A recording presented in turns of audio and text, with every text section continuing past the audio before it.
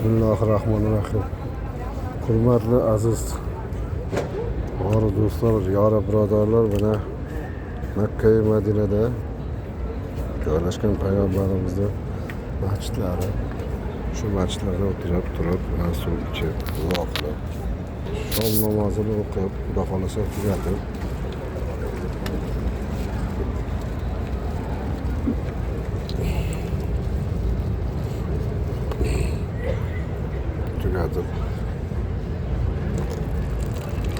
suvlaridan ichib, niyatlarni qilib, bismillah deb hozir shom namozini tugatdik.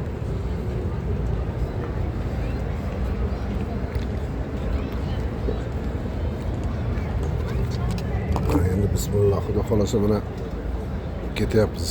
Yuryapman, Xudo xolasa bu yoqqa qarab.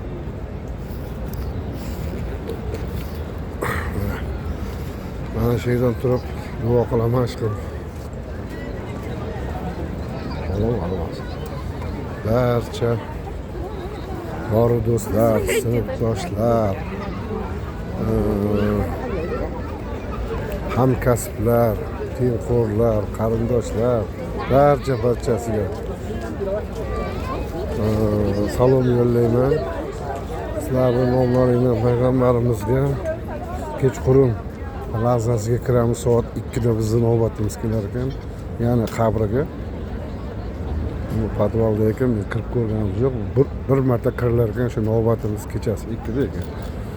Xudo xolasa inshaalloh hammalaringga umid qilib, hammalaring nomidan salomlarimni yetkazib, sizlarga ham kim nima niyat tilagan bo'lsa, nima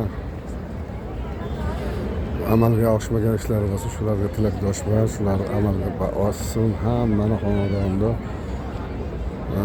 hammaga mana shu Makka va Madina Baytullohga kelish nasib aylasin bilan aytdi. Hozir mana ko'ryapsizlar, o'zlaring ayollar o'tiribdi. Hozir bular bomdodga kutib o'tiribdi. Hozir shomni tugatib bo'ldik. Endi bomdodga turib ketsangiz, ro'yiz yetmay qoladi. Keyin boyaga joy nima deydi, men masjidning monargilaridan tashqari chiqib ketasiz. Shuning uchun mana ko'rinayotgan bo'lsa, ko'p vaqtlaringizni olmayin, telefonim tugab qolaveradi. Mana shu yotib kutyapti odamlar.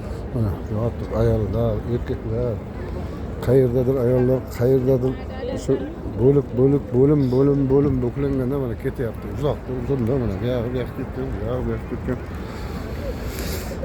Men endi shuni kutib o'tiribdi. Nima demoqchiman? Mayli endi.